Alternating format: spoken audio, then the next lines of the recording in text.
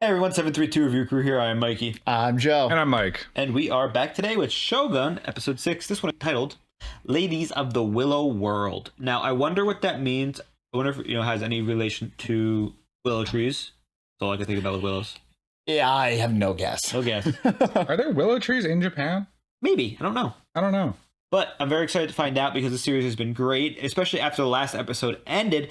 There was actually an earthquake in New Jersey where we live.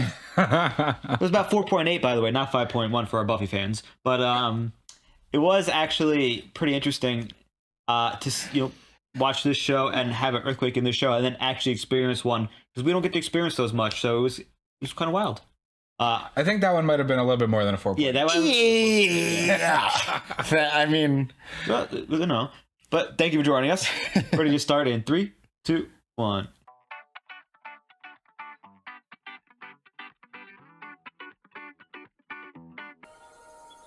Flashback. Azuchi. Rico? Backstory? Question mark? Question mark? こちらがマリコ殿。 Yeah. そしてマリコ殿の父上、明智仁斎殿。わしの新たな家臣じゃ。仲良うしておやり。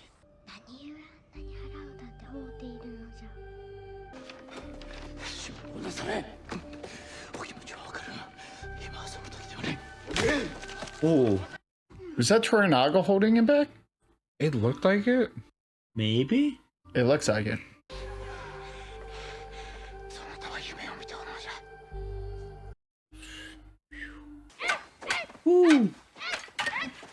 戸田家に何の値打ちもないことはご存知でござりましょう。じゃが父上はそなたを大事に思っておるのじゃ。では何故私を追い出されるのでございまする。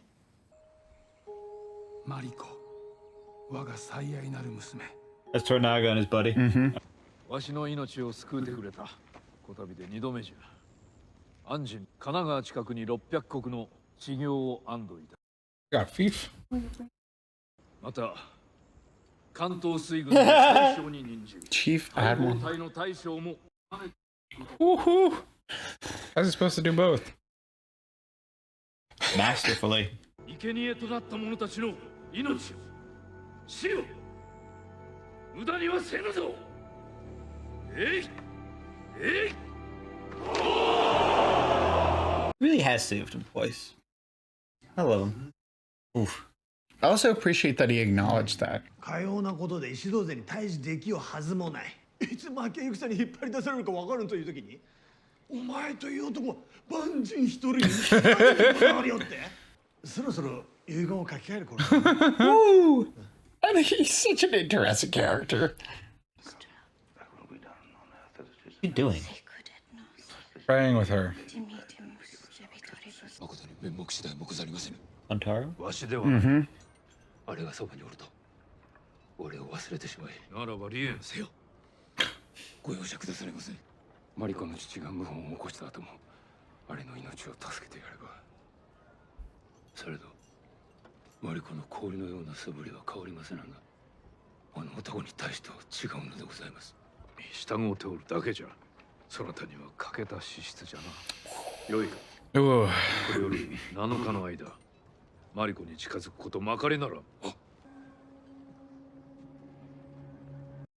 Little mouth twitch was a nice detail. He fucking hates John Blackthorne. To be fair, He doesn't know, though. I can sense it. he sees how she softens around him, which is all he wants. I'm unable to serve him in the way he wishes me to. So I wish to leave.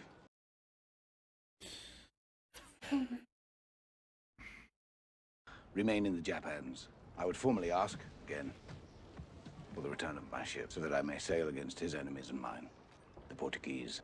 This is not in our lord's interest. I'm sorry, were you going to translate? Woo! 友好国を攻めねばならんのじゃ。 Believe me, the Portuguese are neither here for the good of Japan nor Toranaga-sama. They are here to gain in the name of their god. Why do you cling to this? 何を言い争うておるのじゃ。もう話すつもりはない。そなたと安心の間に何があるのじゃ。何も。家臣同士の不和は許さんぞ。敗北は目の前に迫っておる。安心が望む者はやらぬことにいたす。一晩茶屋で遊ばせる膳立てを頼む。 Huh. 安心の友もいたせ。 Huh? 宇治役じゃ。安心が枕を交わしながら話す折に入りようじゃろう。 Yo! Oh man, nothing. He has to know. He knows. No, that was him He's like, saying. he's he like, nah, knows. go watch him since it's just words. Yeah. Yeah. Oh shit. Oh. So Ishido's doing exactly what he accused Toranaga of. Yeah, but he's actually doing it. Yeah. She's pregnant, right? Yeah. His pregnant wife, Toranaga's pregnant wife. Oh, good. Child of a murdered Busho. The only consort to give the Taiko an heir. And she despises the church. Oh, so Lady Ochiba is Mariko's childhood friend? Is that it? Yeah. Ah. Was her dad the one that her dad killed? I'm guessing so. すぐにお逃げくださりませ。 Ruby is her name? お父上が都でお命を奪われましてございます。我らはあの女人の囚われ人。目の退路は決まり、虎長の脅威がどうなるまでのことよ。獅童様も人質を解放するはずじゃ。だが我らはこれからも常に人質のようなものじゃぞ。 Hmm. Ooh. Who's listening in the background? そなたは手を組む相手を待ち Ooh. 哀れなものじゃ。浮くも沈むも宿命次第。我が夫が天下人であること、また私が夫の世継ぎを埋めなんだこと、我らにおの子を産んでくれる側室に譲ろうと思っておる。 A mirror? A perfect mirror. 女は生きておれば全てを失うやもしれぬ。じゃが全てを取り返すこともできよう。 Wow. 眼差しを恐れずに見据え、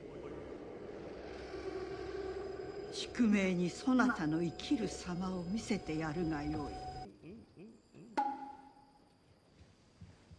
Dude, the show is so good at making me think people could die at any moment. Yeah, right? Like, I thought you were gonna kill them. Some red wedding vibes. そなたは能の名人じゃ伊藤殿。ただし拙者の何よりの楽しみでござりまするゆえ。祭りごとの方はいかがかな。虎長の挑発をこれ以上許してはならん。臣も大老となり、虎長が応じてくださらぬ。 isn't he just an actor? That'd be like He's a lord. he's obviously easily manipulatable. 虎長を滅ぼすのじゃ。我らはそなたの影について語ることになろう。 Toranaga has to have had something to do with her father's death. I think it's he's sheltering Mariko. Hmm. Oh, that's his guy, right? Yep. He made it. Did he? He didn't look too good. 今大阪はすべて石 Thank の God. 手中に落ちておる。今こそ好天の時にございます。好天とは何でございまする。 Thank you. 紅の空と書いて好天。つまり一気風に大阪城に攻め入る先じゃ。これまでの大老会議を廃し、新しい体制を作り上げ、殿の父親違いの弟君、佐伯信達殿が加勢してくれよ。父上、先祖代々の意向を取り返し、将軍におなりくだされ。父上は戦では負け知らず。それはわしが戦を先に仕掛けたことがないからじゃ。わしは将軍の位を望んだことなどない。今後も望まぬ。お聞くならご身分の高いお方のお相手にうってつけでございまする。安心様への褒美にござりまする。今や旗本であり、虎長様の大砲隊の大将でもある。ということはあなた様もご一緒に。あなた様と安心様は Everybody knows. Oh shit. ものでございます。Sips tea. ではあなた様にもうちの茶屋をお楽しみいただけるかと存じます。 This is the most polite catfighting I've ever seen in Yes. a TV show. The Willow world. Okay. Hey, it's the episode name. この世の高貴な目は届きません。 That was a real subtle hint too. お二方様のお越しを。 She upped her price too when she said that. She's like, nobody will know anything. Well, no, I think that was more of a closeout because she was firm at 4 and they met at the middle. No, they went to 2. なぜ虎長公が万人を徴用なさるのか。 Dude, this guy won't let this go. Omi, right? Yeah. 万人なぞ私は何とも思っておりません。 She's trying to ride her way to the top. Woo! Does Toranaga-sama know about? There is nothing to know. Damn, she's cold. Eightfold fence, baby. Best girl. We must be careful. Our every gesture is being observed. It's weird because he like has to go, right? Mm-hmm. Does feel like we're being watched. We must try our best to find this as pleasurable as possible. And I might find this pleasurable. By not making a scene. Compliment the way she poured your sake. It is considered a rare art. Courtesans like Ikudono study it for years. You pour very well. Go home until it You just swallowed it down. You're not supposed to do that, I thought, right? Where I come from, our prostitutes are neither this well presented nor as inquisitive. ご自分の国の方が What's up with the person bringing over the refills, though? That she's sus, right? No, she's part of the culture. She's a servant. Kikudono teaches her young apprentice about empty space and its symbols. Where your husband is gone, you must enter John Blackthorne. Mikey. That was good. 女は女の苦しみを見過ごせぬもの。 She knows. Well, they do trade in information. 私がお相手をする方々は The people she meets wish for a different life or circumstance. 私はかような望みを叶えて差し上げており I offer you relief from this. She didn't say I, she said she. The way around. Settle your eyes on what you desire. My unclothed form, I ask you into my openness. You're telling her what to say. Yes. Reading her. Yeah, yeah. Yeah. She's making her say, yeah. She invites you away with her now. Kikudono o hitori de nakute wa narimasen. Oh. I don't think he's gonna go. I think he's gonna go. I think he's gonna go. He's drunk. He's not drunk. A couple sips. He had like less than a glass of wine. He did it. But he didn't want to. It was inconclusive. We didn't see, so we can't assume. No and proof yet. We don't know what happened. No throwing rope. Okay. I think that's proof that they did it. Doesn't prove anything to me. またのお越しをとお伝えくださいませ。指折り数えてお待ちしておりまする。 I think that's confirmation right there, Joe. Yo, she's. Hey, he, you know, he expressed how he was feeling. When in Rome. During Japan, Mikey. Shut up. Ooh. 失礼ながら、それは殿方に限ったお話ではござりません。殿方はさまざまな野望のために戦に出られます。されど女子は常に戦うておるのでございます。マリコが男に生まれておったならと申しておられたが、父上はそなたのために。ならば私の嫁ぎ先ももう少しお考えくださればようございましたのに。気づいておらなんだのか。 We're それ probably は gonna 全 get て that. 父上の策であったのじゃ。できうる限り父の戦から遠ざけ、 Told you. そなたを守ろうとしたのじゃ。いずれ父の戦を娘が受け継ぎ We're trying to finish it. そなたも存じておったはずじゃ。父上を裏切ってしまいました。 She's been just trying to die. そなたの戦はまだ終わってはおらぬ。What a banger. ご一度表現ぞ。 He's ready for some indecisiveness. Why would there be indecisiveness? 伊藤殿に賛同する。申し訳ないが、氷結はできぬ。人質が一人残らず解放 Good さ for れる him. ので。ない。 Aren't they hostages? Yes. And this is his actual ally. Oh, fuck. この場において。 Oh, shit. Damn, now there's only 3. 石堂殿は手玉に取られておる。その方、己の敵の正体が分かっておらぬのじゃ。 John Blackthorne. 確かに、我が父を手にかけたのは敵人才かもしれぬ。裏で糸を引いておったのは虎長じゃ。その方らに虎長を食い止めることはでき、私が何をせねばならなかったか聞いておるか。誰にもできなかったことじゃ。 He's into some weird shit. といた女子たちも大勢の側室。大王院様は私が身ごもるよう苦き薬草で酔わせ口にできぬようなことを強いた。工名に我が姿を見せつけたからじゃ。 Okay. She look crazy. Yeah. 宿命の目をえぐり出すことができたのじゃ。 Oh, shit. Yikes. 賊に切り殺 Killed by bandits. Yeah. されど逆賊どもが太閤様のお世継ぎにあだなす恐れあらば必ずやお世継ぎをお守りいたす。好天じゃ。 Oh, fuck. War were declared. Yeah! あ我が弟に火星を求める使いを送り。 Let's Creek, baby.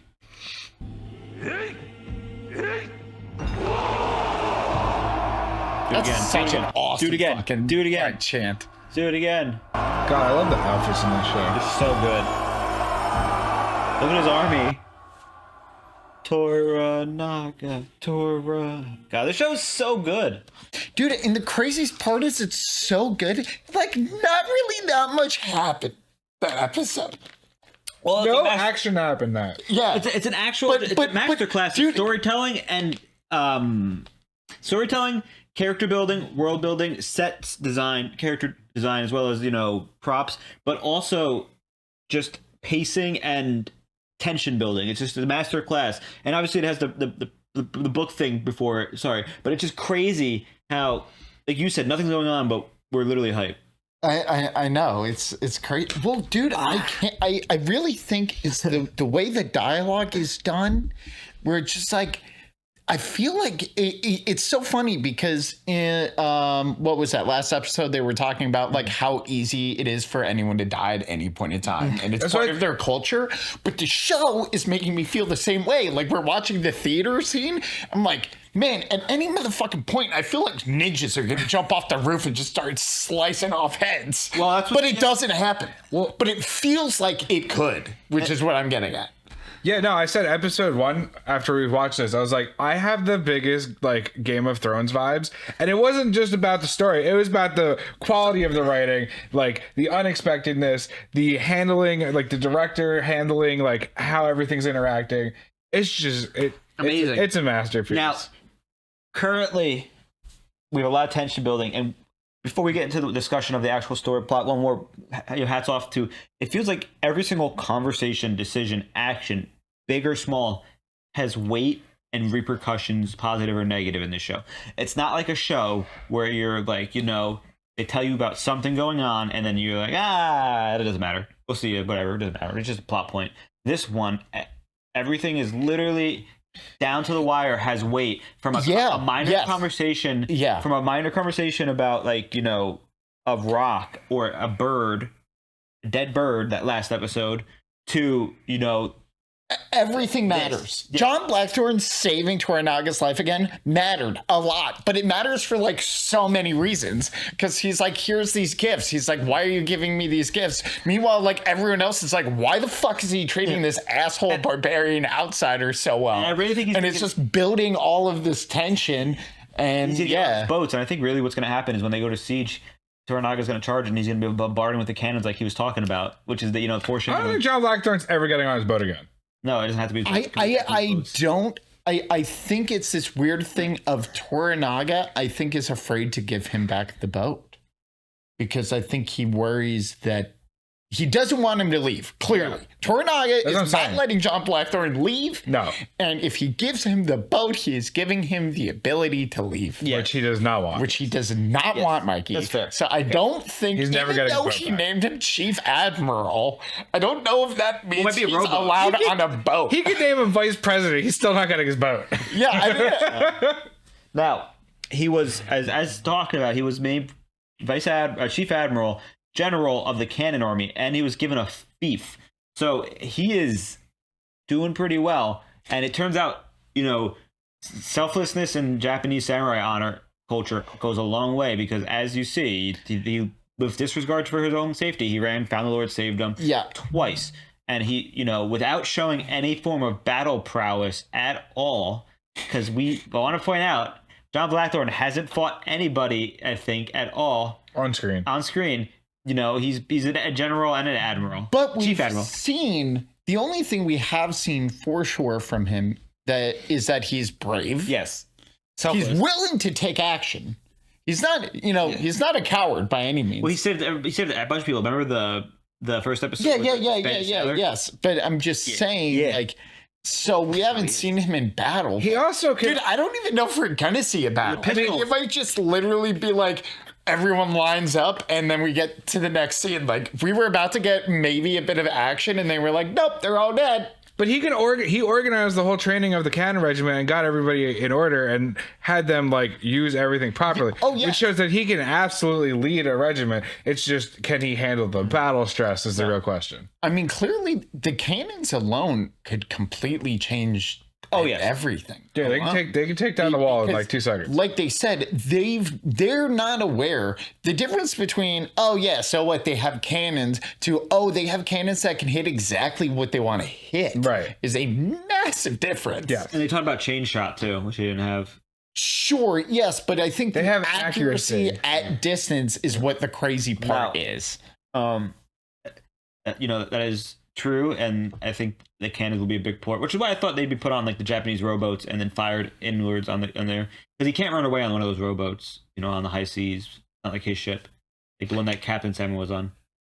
Yes, you are correct. It is not a long distance vessel. Are you referring to oar-driven boats as rowboats? Yes, that's what he's saying. Oh, God. I'm triggered. Moving on. So one quote I want to focus on is a quote from Buntaro in this episode where he said, "She has always been ice," which goes to show that ever since what happened with her family, Mariko has... Ever since she got married off. Yeah. It kind of seemed like she was kind of icing before that. She just seems like she's tough. Her family stuff situation. Yeah.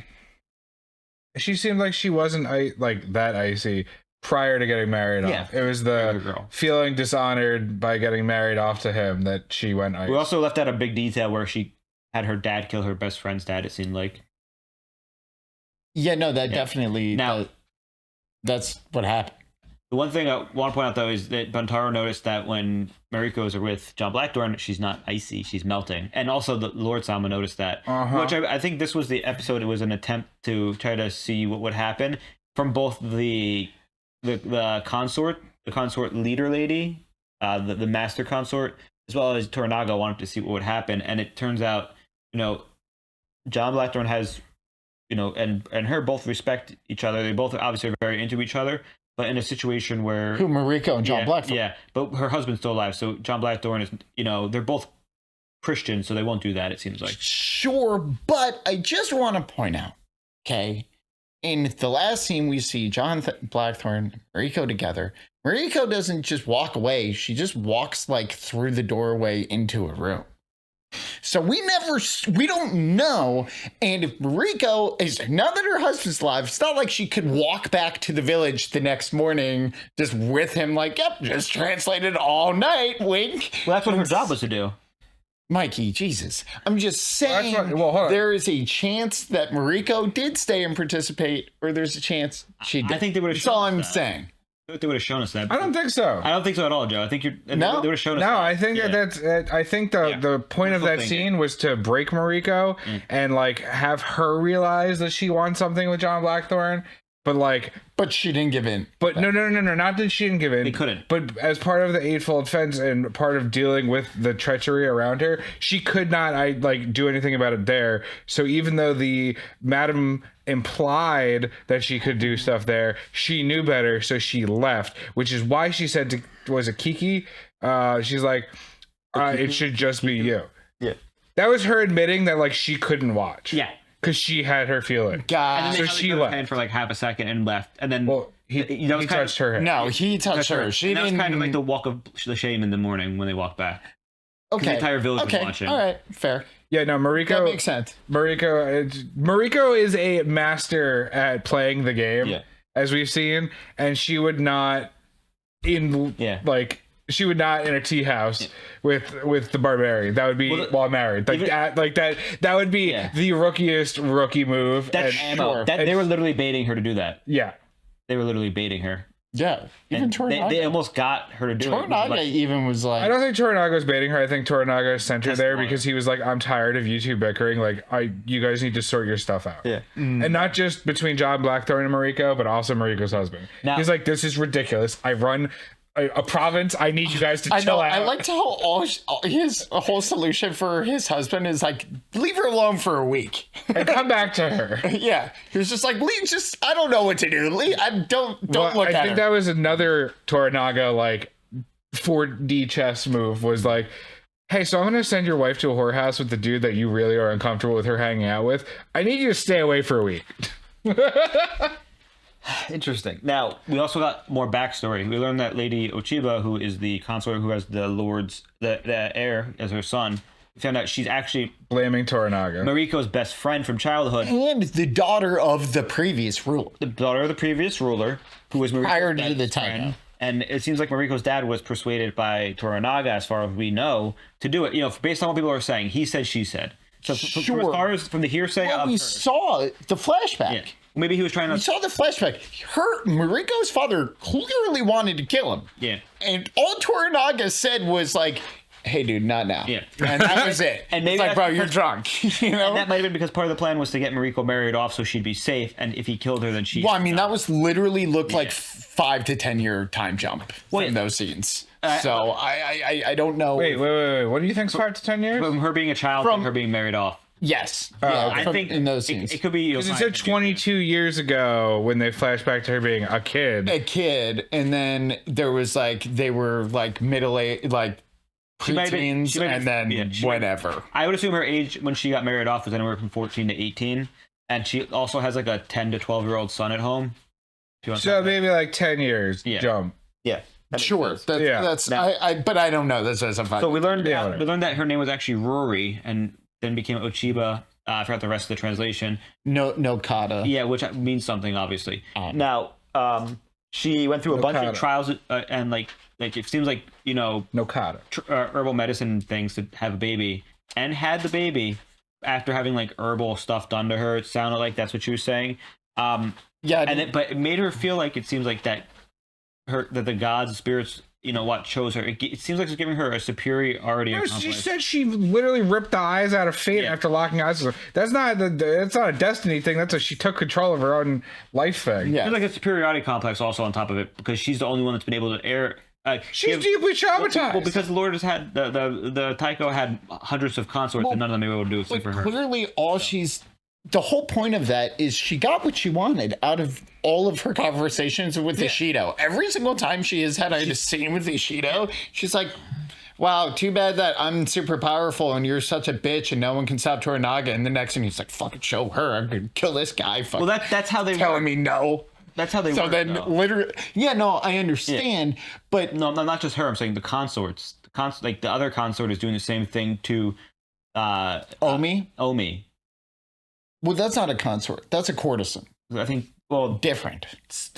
Consort is like Fuji is John Blackthorne's consort. Well, lack of better words, the women in this show, the ones with power, the ones with skill, grace, whatever, are able to, and it seems like have found ways to manipulate men. Obviously, especially the ones that either that have the heir as their son or have sex with them. Because Omi is the one whispering in Omi's ears, being whispered in by the famous courtesan. And then I feel like the same thing is being done with Mariko and John Blackthorne, even though she's not she's whispering and telling him about this, but also he wants to leave and he's like no, he's pushing him she's pushing him to do things because it serves the benefit of the Lord. I feel like they're just like, well, he doesn't want to do things and he keeps giving her like she keeps but I feel like all she's given him is actual guidance. Yeah, I don't think that she's like actually like, it's not ulterior motives always. It's just I don't think she's driving him towards her motives. No, I'm not saying that. I'm saying that the women in the show are they're able to. Sure, yes, the women are not powerless, even though via their culture they have no power. Especially in this era. You mean their characters, however, have found ways to get the things they want. Exactly. Which gotcha. Mariko was, she thought it was death, but it's actually John Blackthorne. Because remember, she wanted to die. Because there was a whole thing about how she was married off at a young age so that she would live. So that because if she was married off, she's no longer part of her dad's family. Therefore, she's safe from being killed. She thought this was a punishment done to her, when in fact it was her dad putting her as far away as possible so that she could live. Yes. And formulate a plan to come back and kill him. So the entire time she thought she was living to die, when in fact her dad wanted her to live so that she could become a sharp tool to get revenge. Yeah. Whereas the same thing happened with Ochiba, where her dad died and whatnot happened, and she lost her power and grace.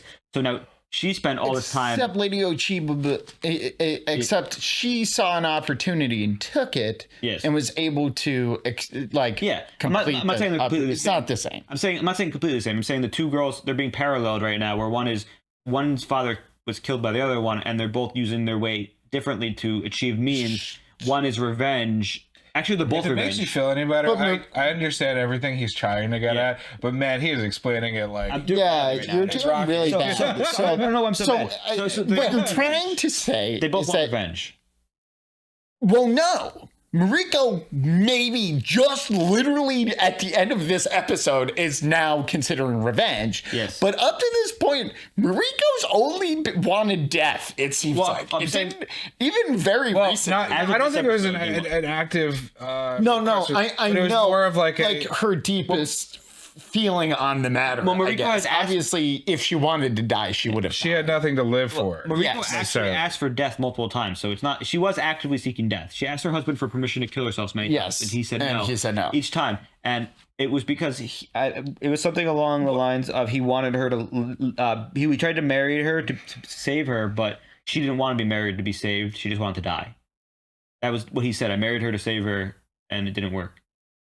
Like, she was married to be saved. He doesn't. And I don't think the husband meant she literally asked for death. I think it was an implied type of thing. I don't think she actually wishes. Again, she's playing 4D chess. She's not asking for death, and he's not denying her. That's not happening. It's Japanese culture. No shot. I think she literally wants to commit suicide. I don't think so. I've seen none of that in the show. The only reference is him saying that. With how depressed she is when she's around like 2 episodes ago, when Mariko was talking to John Blackthorne about it, she's like, she says straight up that she has requested every year on her birthday to kill herself. I forgot about that detail. Yeah. All right. Dude, she literally wants her entire family was slaughtered. But yes, I would say now she's finding, and I think learning a little from John Blackthorne, because John Blackthorne, part of that conversation, he's like, what are you living for? Right. Like, live for you. Like, fuck the eightfold fence bullshit. Like, what do you want out of life? Like, take it. And she's like, you're an idiot and a fool if you think freedom makes you free. It just makes you a slave to try to be free.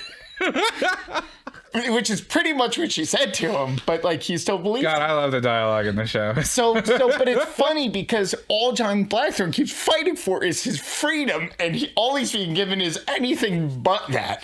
So he's given fancy titles, but no freedom. yeah, this show's so good. So they also, the Council of Regents had a little bit of a shakeup in this episode.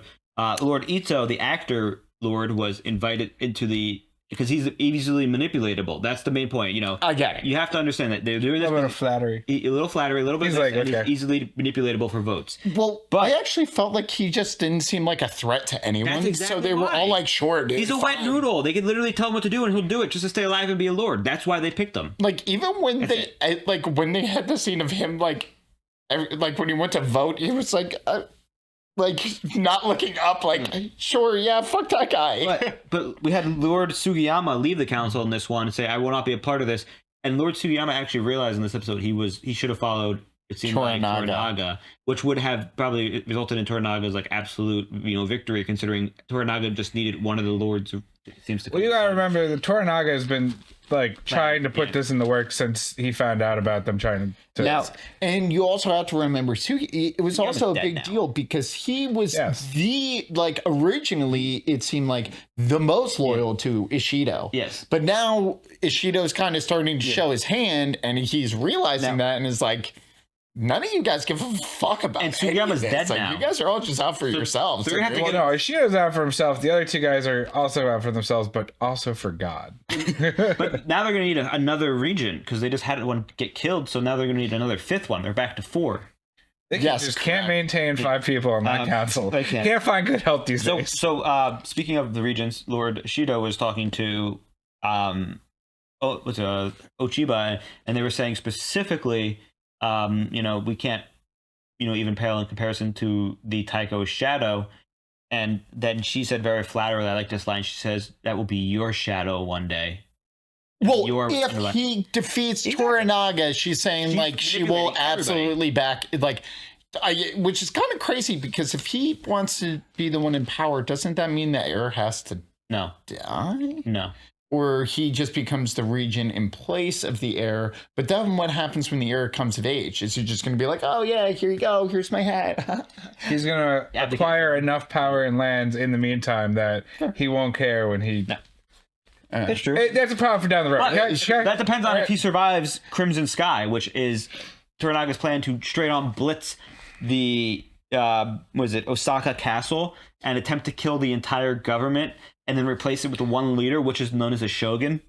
Yes, exactly. Name of the show. But he's also, or at least his stated thing, is to protect the heir, he becomes shogun. Yes, exactly. Which makes sense. How it works? Because right now, what you notice, both sides are claiming that the heir is under threat. Ishido is saying we need to elect a new regent because the heir is under threat, and Toranaga is like the heir is under threat. They both think the heir is under threat from the other person. I don't think Ishido actually thinks that. Ishido doesn't believe that. But the mom The mom just wants. Clearly has some deep-rooted shit against Toranaga. She needs. I misunderstood from earlier episodes of. I thought they were in cahoots or something.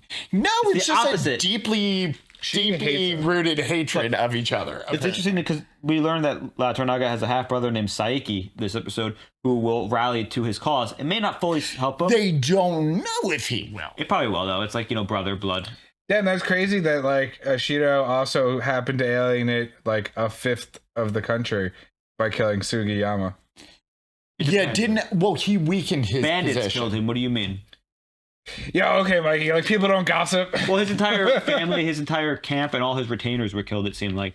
So I feel like that. Look at his wife was there. His Mikey, everything. In the capital, he stormed out of the council room, and all of those samurai watched.